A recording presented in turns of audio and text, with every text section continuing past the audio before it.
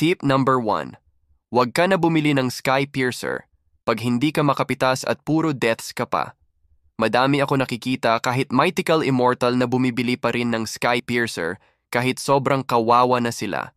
Hindi makakakuha ng stacks at sayang lang ang item dahil mahina ka maglaro. Tip number 2.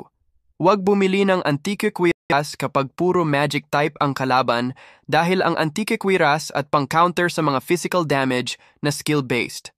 Nagtataka ako na kahit sa Mythical Immortal, ang daming bumibili ng Antique Cuirass kahit puro magic type ang kalaban.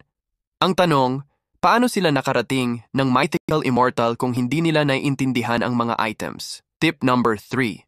Huwag bilhin ang Cursed Helmet kapag long-range hero mo.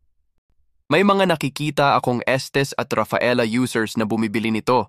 Please lang itigil niyo na yan. I-share mo ang video na ito sa tropa mong hindi marunong bumili ng tamang items para matuto din sila.